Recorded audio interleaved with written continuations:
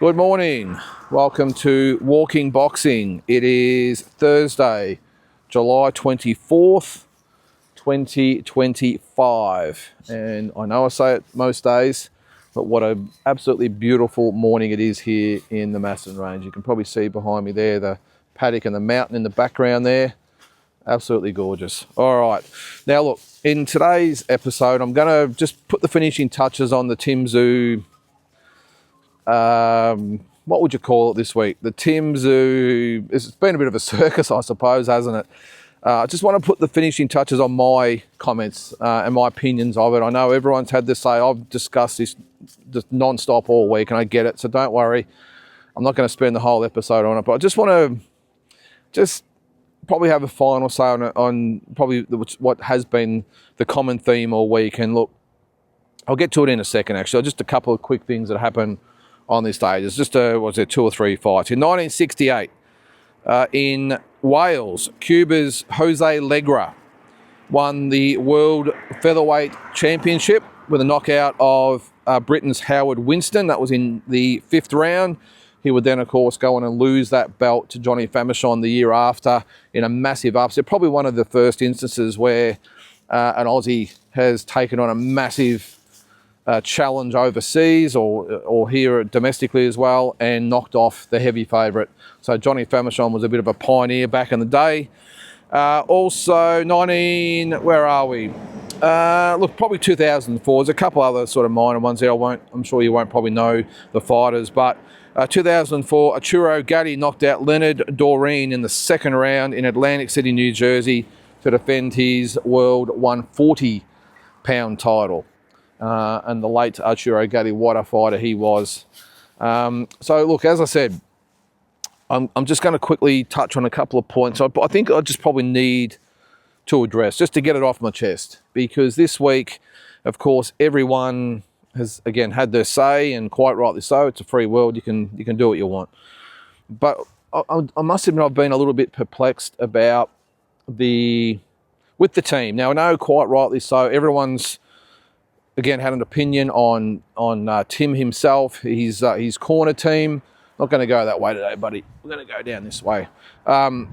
His corner team, his management, his promotional team, so the whole team in general. Now, look, I understand that all people involved have to obviously take accountability and responsibility for what happened. I get that. But I must admit, the easy targets, by the way, have been No Limit and Glenn Jennings. And that's probably the one or the two areas I probably disagree with. Now, I know, again, everyone has to take responsibility, but just in my opinion, I don't see why or how No Limit and Glenn Jennings have been the whipping boys, I suppose, for everything that that did happen last week. Now, I suppose to break it down, it's probably in sort of 4 categories, isn't it? You've got the promotional firm in No Limit who have entrusted to build Tim up and then get him the big fights and invest in him, and then probably work in conjunction with other big promoters overseas like PBC. And it was actually going to be a Riyadh season, wasn't it? But that obviously fell through, and doesn't look like anything's going to happen with that in the near future, does it? But it's to work in conjunction with the likes of PBC and give him those big fights. Then it's up to the manager, which is obviously Glenn Jennings, to then decide whether they will take the opportunities that No Limit present or other parties present. Then it is up to the in-ring team, so the corner people, the trainer and assistant trainers, all that sort of stuff, to then get Tim ready for that opportunity. And then, of course, it's up to Tim to produce in the ring and win the fight and perform in the ring.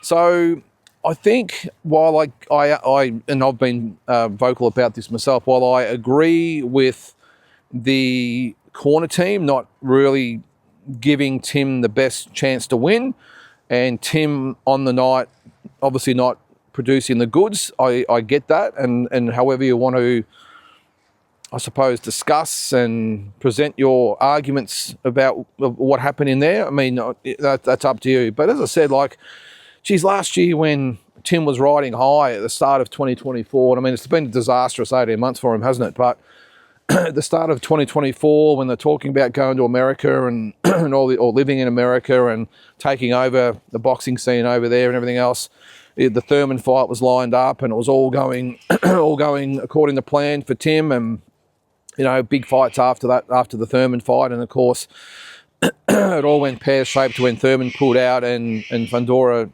stepped in. But I don't remember really anyone at the time when Fundora was announced as the replacement of anyone really saying, are you guys kidding? I think most people, even the experts, everyone said, oh, well, Fundora got knocked out in his last fight by Mendoza. Tim is just coming off the knockout win of, it was a decision win, wasn't it, of Mendoza. So really doesn't matter. There's probably a few people went, oh, geez, it's going to be a bit of an adjustment for Tim as far as the size goes. But I don't remember anyone saying, excuse me, I don't remember anyone saying it was a bad decision. A lot of people said, well, Tim's good enough to adjust. He'll be fine. He's got 11 days. He'll be fine. This is Tim Tszyu, superstar of the sport, especially here in Australia. No one took off the blinkers to really look at it properly. And I don't think anyone begrudged Tim and his team for taking that fight. Now, on fight night, of course, lots of criticism for what happened in there, me included, from the corner team. But I don't understand why No Limit, in hindsight, have been copying, and Glenn Jennings for taking the fight, have been copying so much for taking that opportunity. I think we all put that fight down as an anomaly. Now, what happened after that maybe was bad management by taking the Murtazalia fight. But again, I don't remember many people saying, geez, this is a bad decision for Tim. This is a bad decision. He shouldn't be taking on Murtazalia. I just remember a lot of people saying, and this is people that are in the know, who know the industry and are boxing experts. I remember a lot of them saying, oh, well, Murtazalia, it's a great chance. He hasn't fought anyone. He was lucky against Cole Kay, or he was exposed a little bit against Cole Kay. He's probably the weakest champion out there. This was the feedback coming from a lot of people. Now, again, in hindsight, it's a wonderful thing, but again, they've copped it about that. But again, I don't remember anyone complaining about Tim taking the Murtazalia fight. I think, if anything, his management team and promotional team were getting a lot of pats on the back for getting him a world title fight so quick. And I think the general consensus was, oh, how good is this? That disappointment of Fundora. He would have knocked Fundora out if not for the cut. Look what he did in the first 2 rounds. So what a great management team he's got to get him a world title shot straight away. And he'll take care of Murtazalia, then he'll take care of Fundora, and then we're back on track. That was the general consensus. And then, after the disaster of Murtazalia, of course, everyone had their opinions on that as well. Then it's like, all right, we'll put him in with Joey Spencer. I don't remember anyone saying anything about Spencer, just saying, yeah, this guy can fight, and he fought. Who did he fight? I can't remember. He fought a couple of good guys anyway. His name escapes me at the moment, but he'll be good for Tim. And then when Tim took care of him easily, it's like, oh, geez, how good did Tim look? He's back. He's back. The demons are being exercised. He's back. Line him up. And then the Fundora, well, he was supposed to fight Thurman, of course, but then it was like, when the Fundora rematch came up, I think most people were saying, oh, again, how good is this management team and promotional team? He's only had to have one fight against Joey Spencer, and how good did he look? And Fundora, who just looked so-so against Booker, well, how good is that after only just the one comeback fight? They've lined him up with Fundora. All right, now here we go, ladies and gentlemen. Look what he did in the first 2 rounds against Fundora last time. He'll kill Fundora this time. And then we're back on track again. And obviously it didn't happen. So I don't, again, understand why now, in hindsight again, that everyone's pointing the fingers at No Limit and Glenn Jennings. Because I, for one, and I've been vocal against No Limit in a lot of areas, don't get me wrong. But I just think in this instance, I think they actually managed Tim the best they could. Look, you're not going to turn out a world title fight. Now, look, did he probably need another fight or 2 before fighting Fundora? Well, yes, I agree, absolutely. But especially after what happened last year, do you really think Tim Tszyu is going to turn down a world title fight rematch with Sebastian Fundora and say, nah, we'll just continue down the track? Who knows what's going to happen in that time? Are you going to turn down a big, multi-million-dollar fight with the guy that took your titles the year before, that you were doing very, very well in the fight up until you got cut, and you still lost a split decision? Are you really going to turn that down? No, you're not. So I don't subscribe to the theory. I think No Limit did a fantastic job of getting Tim those world title fights so quickly after what happened to Fundora. And I think if I was sitting in Glenn Jennings' chair, I would have been saying, oh, yeah, okay. Well, the Murtazalia fight would have been rubbing the hands together saying, all right, yeah, how good is this? Yep, let's take it. I don't think Fundora left that many mental scars. And I think Jeff Fenech actually hit it on the head, by the way, the other day, because there's been this talk about with Fundora, with the cut in the first fight, did it give Tim PTSD and this and that? Jeff Fenech laughed at it, and I agreed. I'm glad that finally someone has come out and said it. Jeff laughed it off and said, mate, it's a cut. It's a cut. How are you going to get PTSD over that? He was cut, he got over it, it didn't really affect him at all, okay, it's healed, big deal, move on. He said fighters get injuries, they get knocked out. He said, come on, that's a joke, and I agree with him. So I'm glad that someone actually finally said that, and it was even better coming from Jeff Fenech, who knows better than anyone. But all that aside, as I said, I just think Glenn and No Limit, they made the right decisions. My I suppose blame, if you're going to target anyone, and again, I still don't want to keep laying the boots into his team, because they're just being entrusted to look after Tim, doing the best they can. But I think if the criticism's going to come, that's probably where the area has to be. It's the preparation, and then of course and look, even with that, who knows that they didn't implement a lot of changes in Tim in training camp and worked on a lot of things, and Tim just couldn't deliver. I mean, this is the one thing I suppose a lot of people haven't really factored in, is that at the end of the day, Tim's the one in there doing the fighting. And who knows, the No Limit got him the opportunity. Glenn Jennings approved the opportunity based on his experience. The team got him ready, and then maybe just Tim couldn't get it done on the day. Maybe that's what happened. But, look, as I said, I'm just going to finish with that because everyone's had their say. But that's probably the only thing I'm just going to probably just defend a little bit. I don't blame No Limit or Glenn Jennings at all. I think they did exactly what they've been entrusted to do, and it just didn't work out. I think, again, I'll say it, after the Sebastian Fundora fight, everyone said, that was an anomaly. Line up Murtazalia, he's the weakest champion, we'll take him. Okay, he got knocked out by him. Let's get him an easy fight. He knocked out Joey Spencer. Geez, how good did he look? He's ready to go. Got the Sebastian Fundora rematch, and just because he couldn't get the job done, it's all his management and promotional firm's fault. I don't subscribe to that. I really don't. But anyway, I'm sure everyone, again, will have their say, and more will come out. The main thing at the moment, as I said the other day, just let the guy come home and not think about boxing for 6 months. Just forget about boxing. Get on with your life. Go out there, maybe do a little bit of training if you want. He seems to be the sort of guy that likes to keep in shape. That's great. Look, spend some time with your wife. Go on an overseas holiday. Relax on the beach. Don't even think about boxing. Get off social media and just get it out of your system for 6 months, and then make a decision. That would be my advice to him.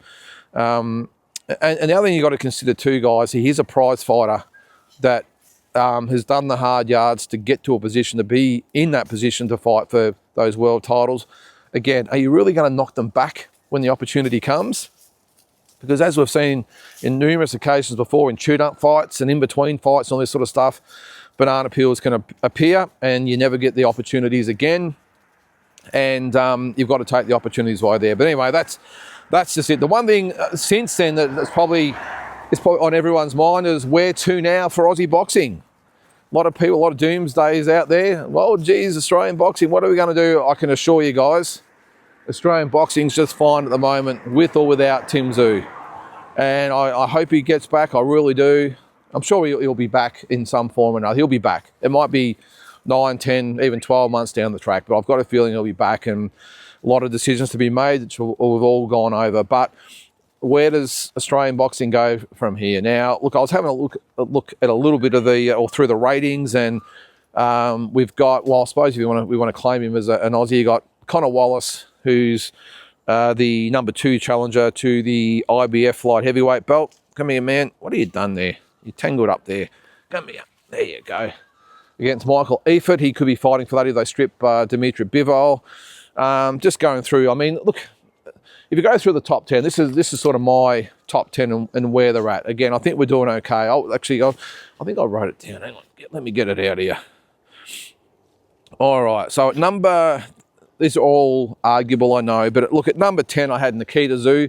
He's actually rated in 2 of the organisations. I can't remember which ones they are, but he's ranked, I think, 9 in one and 11 in the other. It might be the WBC and IBF or something, one of them, or 2 of them anyway. So Nikita Tszyu I'd probably have at number 10. He's got to have a good think about things, but he'll be okay. So he's back on August 20th. He's probably, in my opinion, another 18 months away from stepping up at all. But, you know, he's coming through. He'll be the new pay-per-view attraction going forward, you would think, for the time being. You got Liam Wilson. Look, he's ranked, I think he's ranked number 2. Hang on. Come on, buddy. Off the road. I think I had the ratings up here. Hang on. Let me have a look, just so I can get this right. So he is ranked. So Liam Wilson, where are we? Now he's back at super featherweight. So ranked 11 with the IBF, and he's ranked number, not ranked, 4 with the WBO. So here's an opportunity there. You've got, I'll then have George Kambosos. I think we've probably seen the last of George at the elite level, so we'll probably discount George. I would have Justice Huni. Well, geez, anything can happen with Justice. The thing is, I spoke with his manager, Mick Francis, over in New York, and he said, look, the problem is that now everyone have seen what Justice Huni has got. He's going to probably struggle to get those big fights. So it was a double blow for them because he got beaten, plus now he can't get other big fights for the time being, but he will, make no mistake about that. So he's coming through, plenty of big fights for him. Andrew Maloney, of course, in a couple of weeks' time is fighting Archie Cortez for the right to challenge, who was it? A junior bantamweight. Hang on, where is it? A Willie Baldo Garcia for the IBF belt. So if he wins that, he'll be fighting Garcia for the IBF belt. Then you got his brother Jason. Actually, I don't think I had Jason there. Sam Goodman, of course, is fighting Nick Ball for the WBA featherweight title in a couple of weeks' time. You've got Tim Tszyu, of course, we've just discussed. Jason Maloney. Now, he is probably still in the transitional phase of trying to get rankings and get another fight and everything else. He's had 2 fights this year already. Disappointing, of course, but I'm sure he'll get another fight before the end of the year and be in contention again. Then I've got Liam Parra. Well, Liam is ranked, where did I see it? We'll go through the rankings here. Now he's, where is he? So he's ranked number 5 in the WBC. So Brio Matias has got that belt now, so you never know, he might want to have a revenge against Liam. Number 3 is vacant, by the way, the ranking, so you may as well say he's number 4. He's ranked at number 1 by the IBF for Hitchens, so you never know, he might get another crack at him. And he's ranked number 4 with the WBO, so the odds are that Liam will get a crack very soon because he's ranked very highly in 3 of the organisations. And surprise, surprise, not ranked at all by the WBA, which I just do not understand. Then, of course, Jai Pataya, he's going to have to make some calls about what he's going to do, whether he hangs around for Zerto or goes to heavyweight. And I've got a feeling there's still a couple of fights at cruiserweight for him, so I think he'll wait for that and then go up. So as you can see, Aussie boxing's doing okay. We're doing okay. We will survive. And there's some great young fighters coming up, the Paulo Alcusos and Callum Peters and all these guys. I've obviously missed a few there, but we're not in bad hands at the moment. That's not including the girls. I mean, look at the girls. I'd probably, the top 5, you'd have Shanika Johnson. Geez, she's going to have some big fights coming up, isn't she? Skye Nicholson, I think, still number 2. She'll get another world title shot. Make no mistake about that at 122. Then you've got Deso Robinson. So let's hope that she gets some big fights going forward. She got 2 belts now. She was overseas while I was there, actually. I didn't actually cross paths with her, but she seemed to be everywhere that I had just been, or vice versa. So, but look, I would love to see her maybe fight. Hey, maybe a Shay Keneally could be a good fight. I know they're friends and sparring partners, but that would be a good one.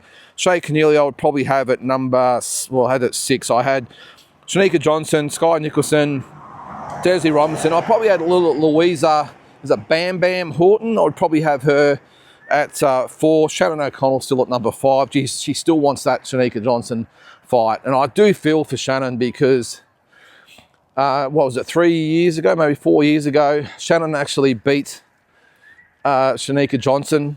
And now Shannon, unfortunately, well, she's got a fight coming up, but on a sort of a smaller club show here in Australia, and you've got Shanika Johnson who's fighting for undisputed titles overseas. It's a strange sport sometimes, but geez, that'd be a great fight to have a rematch, wouldn't it? Shanika and Shannon O'Connell, maybe even Shannon and Sky Nicholson, I don't know, but we'll see. Then I had Shay Keneally, Jazzy Parr, Kay Scott, Chanel Dargan, and probably Mae Solomon to round out the top 10. I know, again, everyone's got their own opinions, but so as I said, I think with Aussie boxing, it's with or without Tim Tszyu, our fighters will still continue to get opportunities. I mean, you look back in the day, you know, not so much when George won his titles, but even back in 2017 with Jeff Horn, there wasn't that many fighters around the you know, on the brink of world title fights back then and in big fights overseas. And that's what, 8 years ago.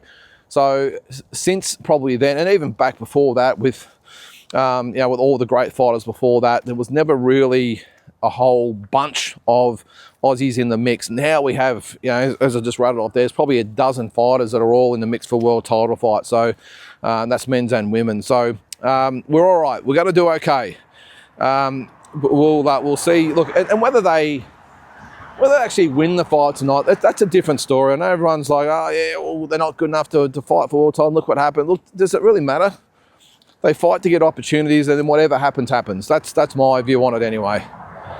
That not all Aussies have to go overseas and win. Just get over there, get the opportunity. I think you can live with that. And I think, as you know, for every sort of 5 fighters or 4 or 5 fighters to get world title opportunities, we always snag one. So we're doing all right in comparison if you do it on a ratio compared to other countries as well. So I, for one, am excited about the future of Aussie boxing. Let's hope that Tim can obviously get back and spearhead that as well. But geez, we've got a pretty good replacement in Jai Pattaya, haven't we? And I would hope that everyone really gets behind Jai and Liam Paro, who's I know there's daylight between first and second, but geez, Liam Paro is on his way as well. I think I'm a big fan of Liam and think he can do well in another world title shot. But Jai's the man at the moment who I think is a pretty good figurehead for Australian boxing. But anyway, having said that, guys, let me know your say, of course, as always, in the comments. Have a great Thursday, and we'll catch you tomorrow.